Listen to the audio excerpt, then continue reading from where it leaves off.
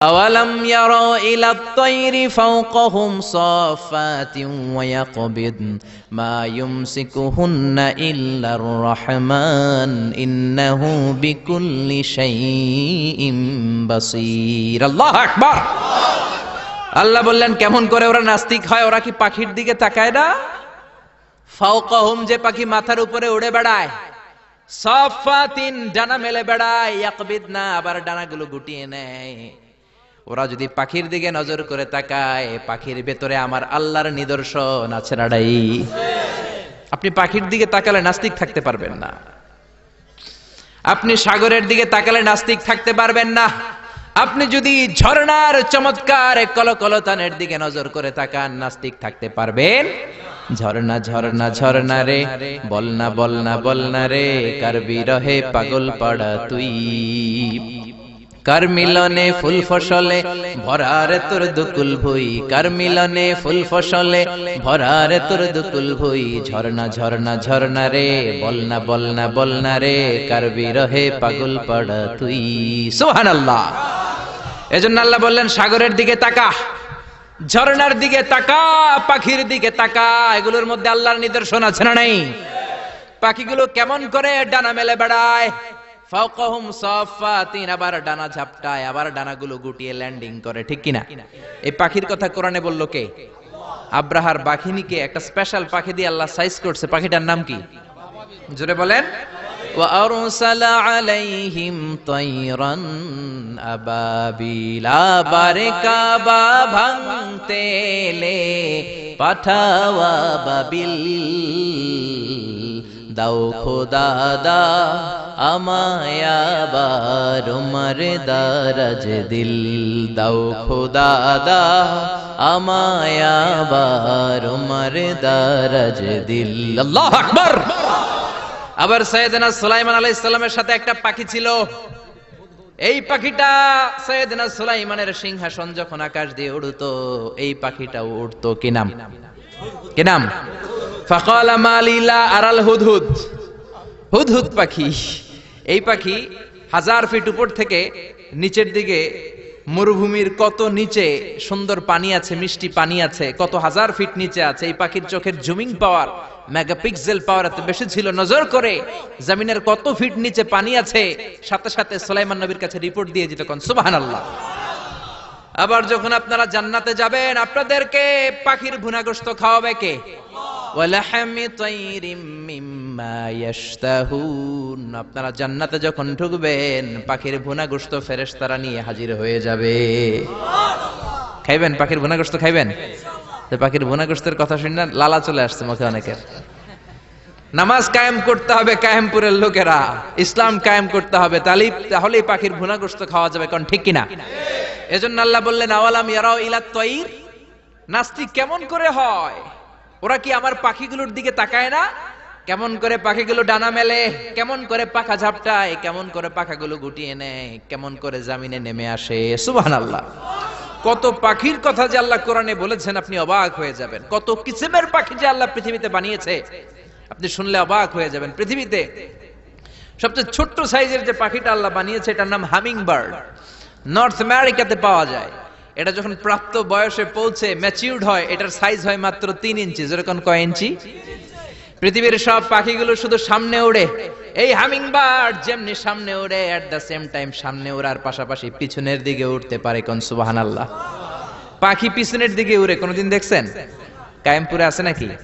এই humming bird সামনে যেমনি উড়ে, এট দ্য সেম টাইম পিছনে উড়ে। এই পাখিটা প্রতি সেকেন্ডে তার ডানা ঝাপটায় 80 বার। কয়বার? সুবহানাল্লাহ কইতে পারলেন না? আপনি হাত ঝাপটাতে পারবেন কয়বার? 1 সেকেন্ডে আমি ঝাপটাতে পারি 3 বার।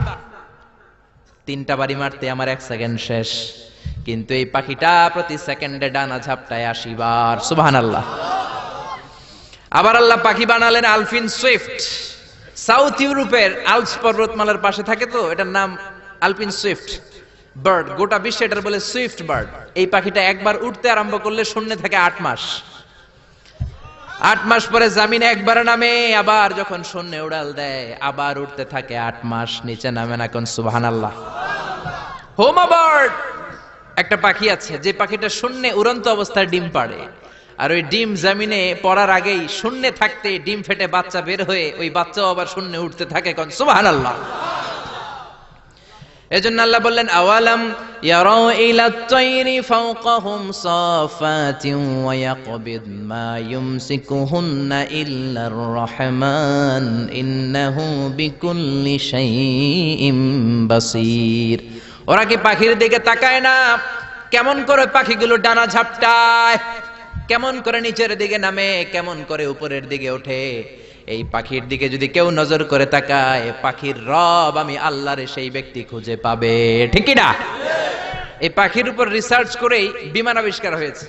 আলেম যারা আছেন বলেন তো পাখি আরবি কি? পাখি আরবি তয়র, আর বিমান আরবি কি? তয়র।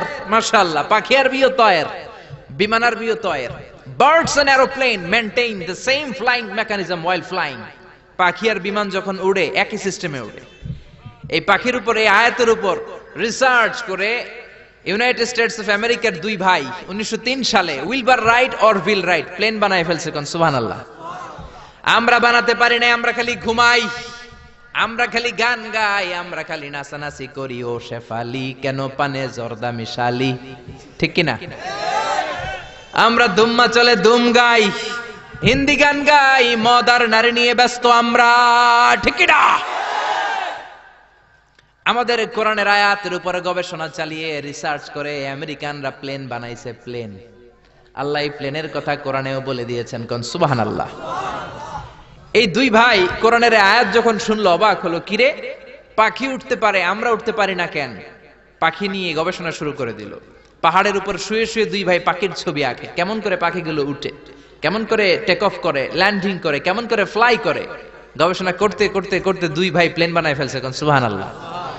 তবে তখনকার প্লেন এখনকার অত্যাধুনিক এত মডার্ন প্লেন না, ছোট্ট সাইজের প্লেন, একটু আকাশে উড়ে আবার ধপাস করে পড়ে, মানুষের হাত ভাঙে, পা ভাঙে। আমেরিকাতে বেশি সুবিধা করতে পারলো না, চলে গেল ফ্রান্স। ফ্রান্সের এক প্রিন্স ওদেরকে অনেক ডোনেট করলো, বানালো ওরা প্লেন।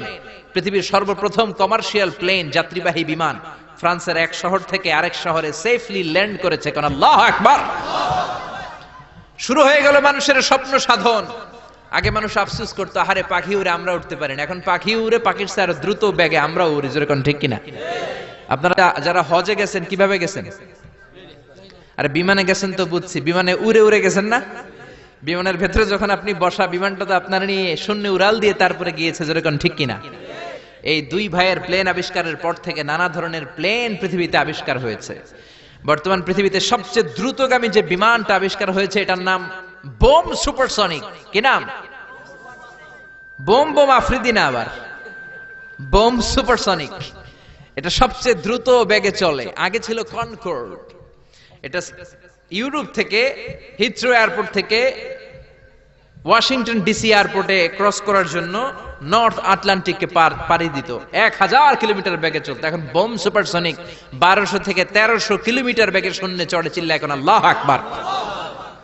সবচেয়ে বিশাল সাইজের যে বিমানটা বর্তমানে আবিষ্কার হয়েছে এয়ার বোয়িং A380, 525 জন প্যাসেঞ্জার নিয়ে এটা শূন্যে উড়াল দেয়।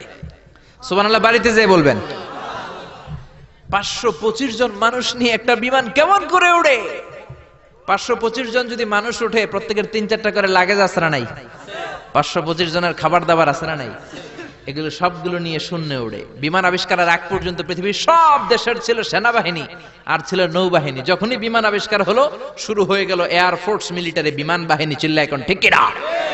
এজন্য আল্লাহ বললেন, গোলাম আমার কোরআন নিয়ে গবেষণা কর, আমার কোরআনের দিকে নজর করে তাকা, পাখিগুলোর দিকে নজর করে তাকা, আমারে খুঁজে পাবি, ঠিক কি না? এজন্য আল্লাহ আসরা নাই, আল্লাহর সৃষ্টি নৈপুণ্যের দিকে আপনি নজর করে তাকান, আল্লাহরে খুঁজে পাবেন, চিল্লা এখন, ঠিক কিনা?